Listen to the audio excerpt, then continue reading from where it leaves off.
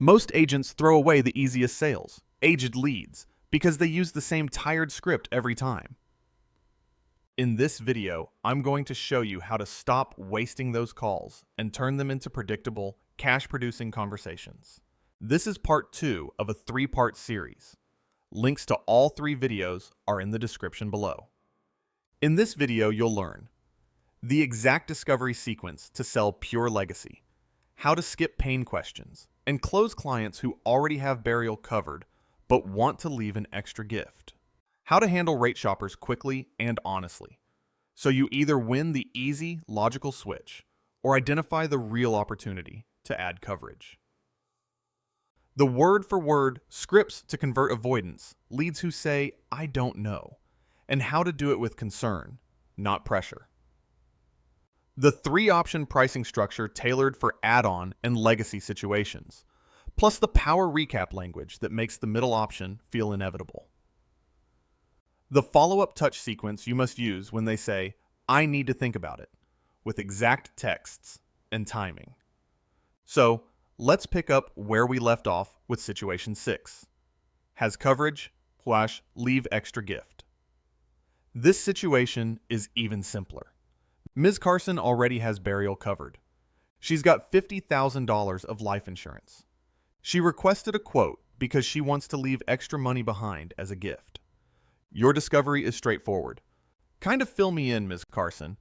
I know you already have $50,000 for life insurance. What had you looking for extra life insurance? I just want to leave a little extra behind for my kids. Perfect. Now you skip all the pain questions entirely. You're focusing purely on the legacy and the gift. So why is it important for you to leave extra money behind to your kids? I just want to make sure they have something. I want to leave them a little legacy. And how would that make you feel? It would make me feel like I did everything I could for them. And what do you think they would do with that extra gift? They'd probably use it for college funds or a down payment on a house. Your close focuses entirely on the impact the money will have on the family. No pain, no consequences, just positive outcomes. Situation 7. Looking for cheaper rates. This is a completely different type of sale. Ms. Carson has a policy. She's paying $80 per month, and she's calling because she wants to find something cheaper. This is not an emotional sale. This is not a pain sale. This is pure logic. It's an apples-to-apples comparison. Most agents make a huge mistake here. They try to rebuild the value. They ask all the same discovery questions. They try to create urgency and pain. But Ms. Carson doesn't need that.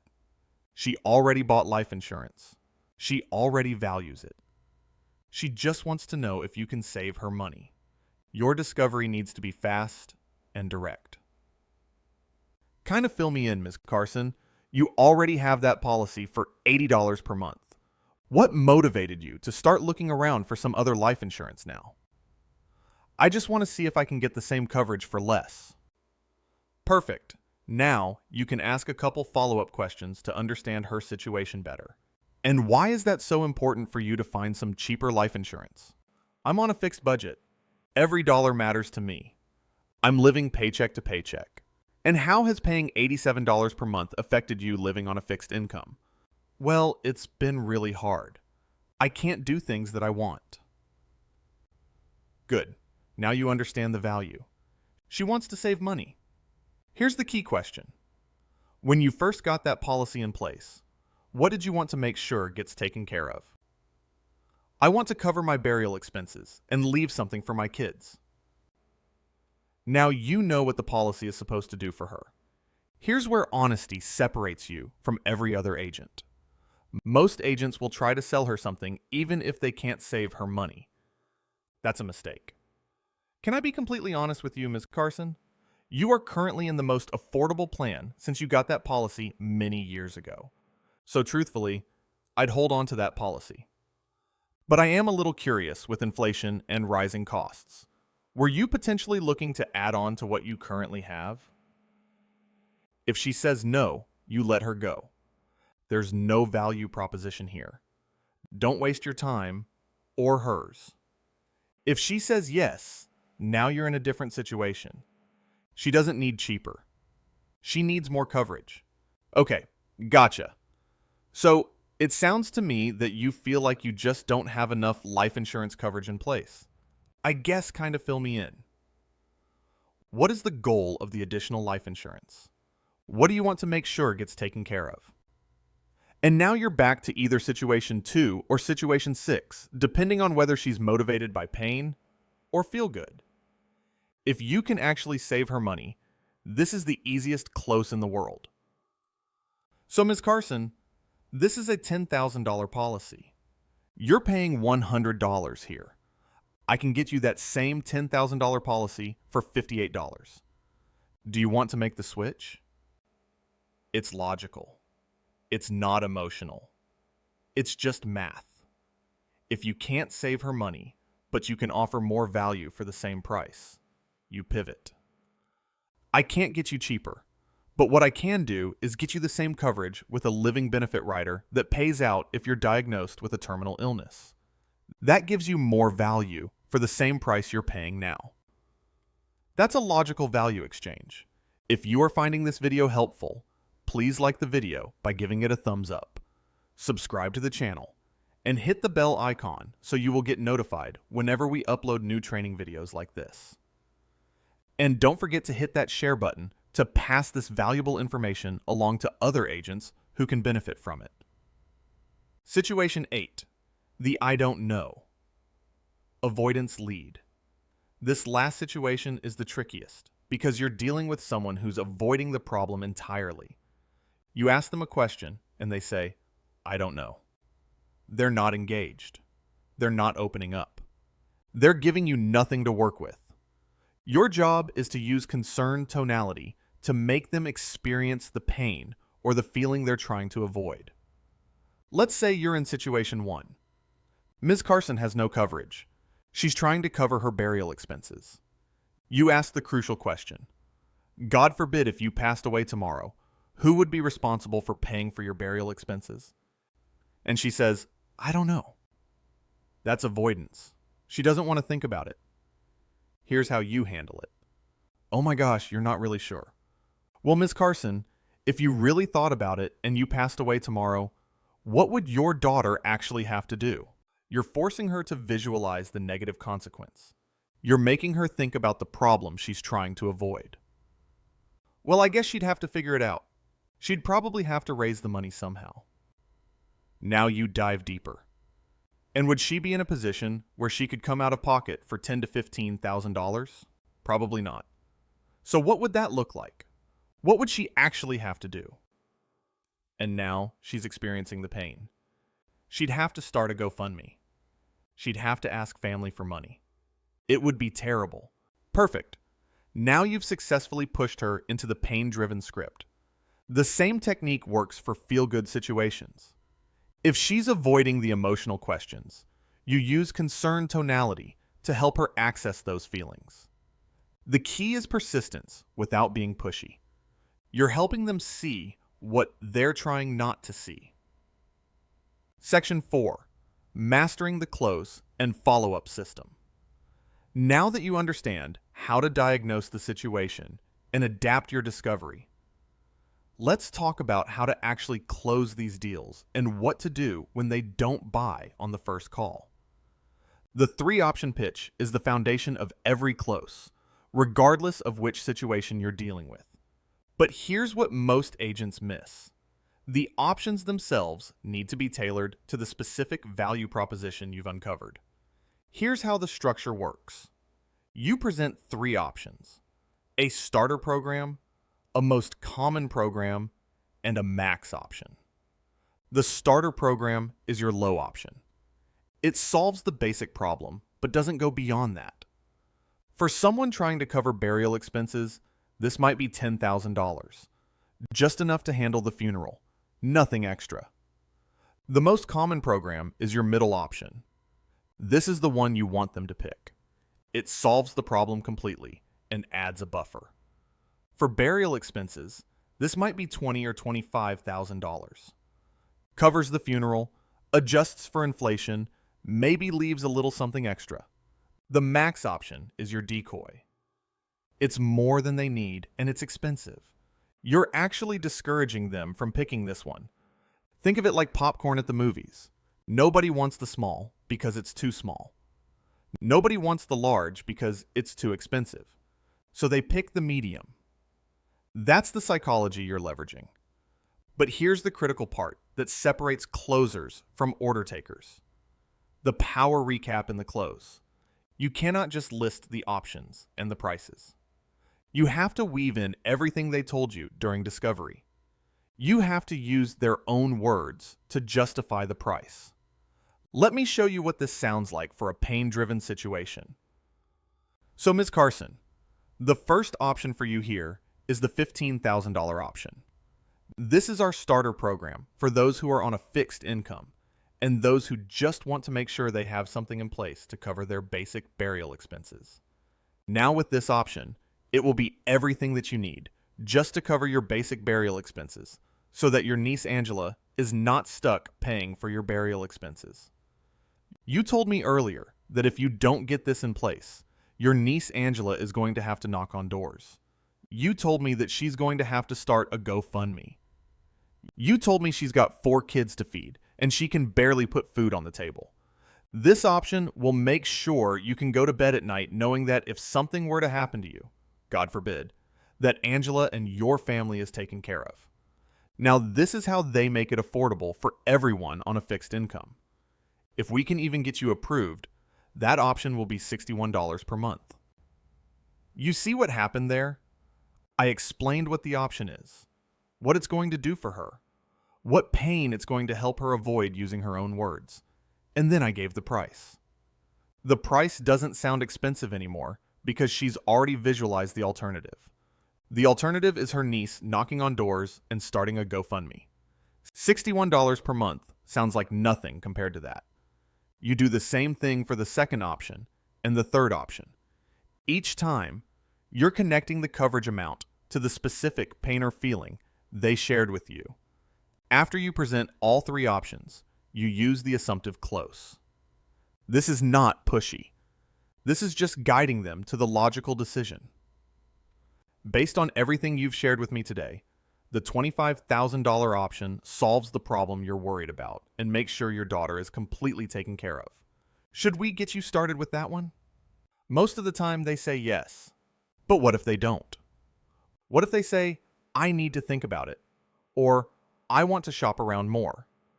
This is where your follow-up system comes in. Here's the reality. Aged leads are more skeptical than fresh leads. They've been thinking about this for months or years. They've probably talked to other agents. One call isn't always enough. But most agents give up after one call. They hear, I need to think about it, and they move on to the next lead. That's a massive mistake because you're leaving money on the table. The 3-touch follow-up sequence is what converts the stragglers. Touch 1 happens the same day. You send a text message. Keep it simple. Hey, Ms. Carson, it was great talking with you today. Just wanted to make sure you didn't have any other questions about the $25,000 option we discussed. Let me know if anything comes up. This keeps you top of mind without being pushy. Touch 2 happens 3 days later. This is the new information call. You're not calling to pressure her. You're calling because you learned something or thought of something that's relevant to her situation. Hey, Ms. Carson, I was thinking about our conversation the other day. I wanted to let you know that we just had a rate adjustment, and I might be able to get you that same $25,000 coverage for a few dollars less per month. Do you have a minute to talk? Touch 3 happens 7 days later. This is the last chance framework. You're creating urgency without desperation. If you're ready to put these strategies into action, reach out to us at Stellar Prospects for high-quality, low-priced, aged insurance leads that work perfectly with what you're learning in this video. Plus, if you want an English-speaking telemarketer from the Philippines to confirm prospects' interest and transfer qualified calls directly to you for just $5 an hour, we can help you set that up too. Check out our contact info in the description below to get started. Situation 5. No coverage. Leave a gift. Peter's script 2.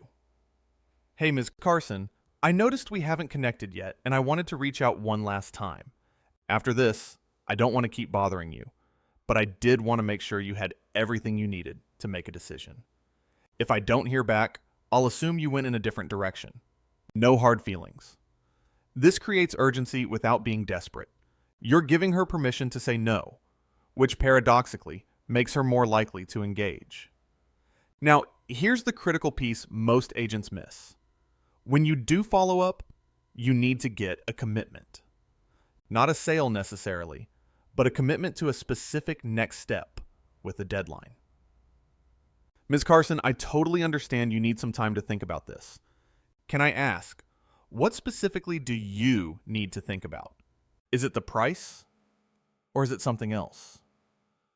Get the real objection, then address it. Okay, so it sounds like you just need to make sure this fits in your budget. I get that. How about this?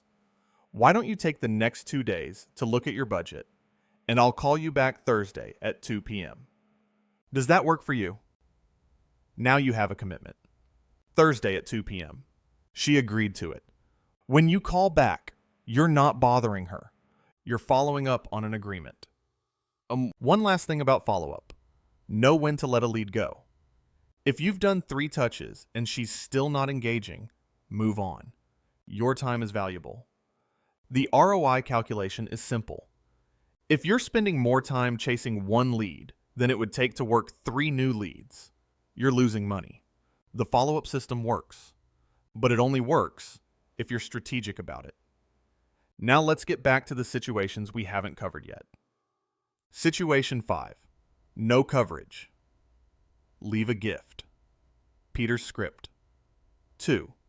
This situation looks almost identical to situation 1 on the surface, but the psychology is completely different.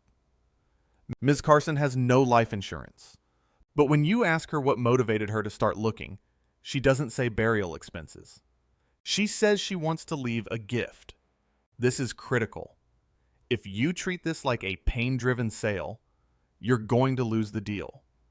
Your discovery starts the same way. Kind of fill me in, Ms. Carson. What had you motivated to start looking around for some life insurance? And she says, I just want to leave an extra gift behind for my daughter. Perfect. Now you confirm the goal. Okay, gotcha. So it sounds like to me, you just want to make sure at the end of the day that you are going to leave this extra I love you gift to your daughter. Is that about right? She's going to say yes. Now here's where everything changes. You're not asking who's going to be stuck with the bill. You're not talking about GoFundMes or financial burdens. You're focusing on feelings and positive outcomes. First, you need to make sure burial expenses aren't a hidden concern. And God forbid, if something happened to you, do you already have a solution in place to cover your burial expenses? If she says yes, you're in pure feel-good territory. If she says no, or she's not sure, you might need to blend this with situation 1. Assuming burial is covered, your next questions are all about the emotional payoff. So why would it be so important for you to leave that extra money behind to your daughter? She's going to tell you what it means to her. Well, I just want to make sure she's taken care of. I want her to know I was thinking about her. Now you go deeper. And how would that make you feel, knowing that you could leave an extra gift behind to your daughter? This is the key question. You're making her access the positive emotion. Man, it's going to make me feel so much better. It's going to make me sleep good at night. I'll finally feel like I did something right. That feeling right there is what you're selling. Not the policy. The feeling. Third question. And what do you think your daughter would do with this extra gift? She'd probably set up a little college fund for her grandkids. Maybe use it for a down payment on a house. She's been wanting to buy a place for years. Now you have everything you need. You know the goal. You know how it makes her feel. You know the impact it will have on her daughter's life. Your close is going to sound completely different than the pain-driven scripts. You're weaving her emotional responses into every option you present. So, Ms. Carson, the first option we're looking at is the $20,000 option. You told me earlier that you just want to make sure you can go to bed at night, knowing your daughter is completely taken care of. You told me it's so important for you as a mother, so crucial to get something in place to make sure your daughter has this gift. And you said it would make you feel like you're doing your duty as a mom, like you're doing everything you can for your daughter. You told me this $20,000 would help her set up that college fund for her grandkids, and maybe even help with that down payment she's been dreaming about. And it would make you feel incredible. This $20,000 option, if we can get you approved, is going to be $71 per month. You see the difference? No fear, no consequences. Just positive feelings and positive outcomes. The second option builds on that same emotional foundation. Now, the most common option here, Ms. Carson, is the $30,000 option. This is what most of our clients choose when they really want to make sure they're leaving a meaningful legacy. This would cover everything you mentioned: the college fund, help with that house, and still leave extra for your daughter to use however she needs. You told me how important it is to you to feel like you did something right. This option makes sure that when that time comes, your daughter knows without a doubt how much you loved her and how much you were thinking about her future. If we can get you qualified, that option is $98 per month. The max option follows the same pattern, but you're gently discouraging it. The third option is the $50,000 option. Now, I don't know if I'd even recommend this for you, but if you were really looking to leave a substantial legacy, this would do it. This would take care of everything we talked about and leave a significant amount for your grandkids' future. Again, this is probably more than you need right now, but if we can get you qualified, that would be $142 per month. The close is simple. Based on everything you've shared with me today, it sounds like the $30,000 option gives your daughter that meaningful gift you want to leave and makes you feel like you did everything you could. Should we get you started with that one? Most of the time she says yes, because you're not selling her life insurance. You're selling her the feeling of being a good mother who took care of her daughter's future. Situation 6. Has coverage. Leave extra gift. Peter's script. 8. This situation is even simpler than situation 5 because there's zero pain involved. Ms. Carson already has $50,000 of life insurance. Her burial is covered. Her family is protected. She's calling because she wants to leave extra money behind as a gift. This is pure legacy, pure feel-good. And if you try to create pain or urgency, you're going to lose her immediately. Your discovery is straightforward. Kind of fill me in, Ms. Carson. I know you already have $50,000 of life insurance. What had you looking for extra life insurance? And she says, I just want to leave a little extra behind for my kids. Perfect. Now you skip all the pain questions entirely. You're not asking who would be responsible for anything. You're not talking about financial burdens. You're focusing purely on the legacy and the emotional reward. So why is it important for you to leave extra money behind to your kids? She's going to tell you her motivation. I just want to make sure they have something. I worked hard my whole life, and I want them to benefit from that. I want to leave them a little legacy. Now you go to the feeling. And how would that make you feel, knowing you could leave that extra gift? It would make me feel like I accomplished something, like I did everything I could for them. I'd finally feel complete. Third question, and what do you think your kids would do with that extra gift? They'd probably use it for college funds for my grandkids, or maybe help with down payments. My son's been trying to buy a house for years. This could really change things for them. That's all you need. No pain, no fear, just positive impact. Your close focuses entirely on the legacy and the feeling of accomplishment. So, Ms. Carson, the first option we're looking at is an additional $20,000. You already have your $50,000 in place, So this would bring your total coverage to $70,000. You told me how important it is for you to leave something meaningful behind, something that shows your kids how hard you worked for them. You said it would make you feel complete, like you accomplished everything you set out to do. This extra $20,000 would help with those college funds you mentioned, and maybe even help your son with that down payment he's been working toward. If we can get you approved, this additional coverage would be $68 per month. The second option builds on that legacy. The most common option for someone in your situation is an additional $35,000. This brings your total coverage to $85,000, which creates a real legacy for your family. This ensures that each of your kids gets a meaningful gift, not just a small amount. You told me you want to feel like you did everything you could. This option makes sure that when that time comes, your kids know without a doubt how much you provided for their future.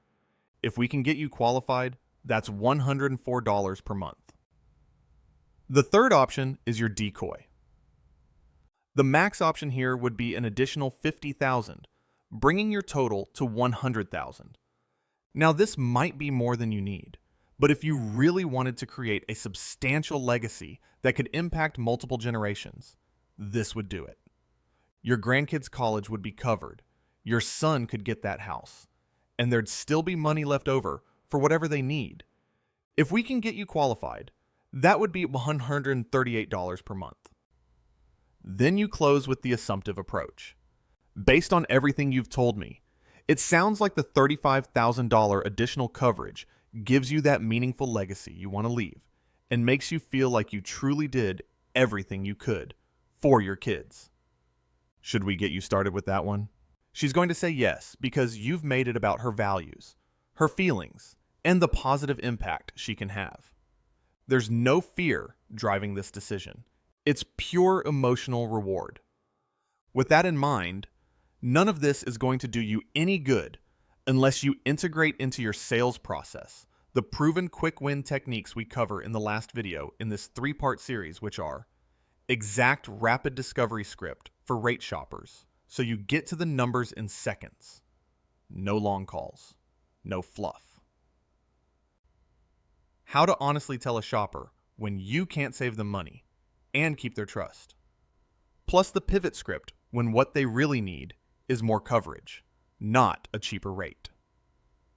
The fast math close that converts price-sensitive clients immediately. Sample lines that turn a $42 monthly savings into an instant yes. How to offer higher value instead of lower price. Living benefit rider pitch that wins clients without cutting rates. The concern tonality technique to break through I don't know avoidance, leads, and force meaningful answers. Step-by-step phrasing. The power recap and 3-option close tailored to cheap rate and avoidance scenarios, so the middle option becomes the obvious choice. Exact follow-up touch scripts for shoppers and avoiders, texts and call templates, so you convert the stragglers without sounding desperate. So, to get all these things, click the video appearing on the screen right now to watch the next training, and I'll see you there. It's the video that you should see somewhere on your screen, so click on it now, and I will see you in a moment.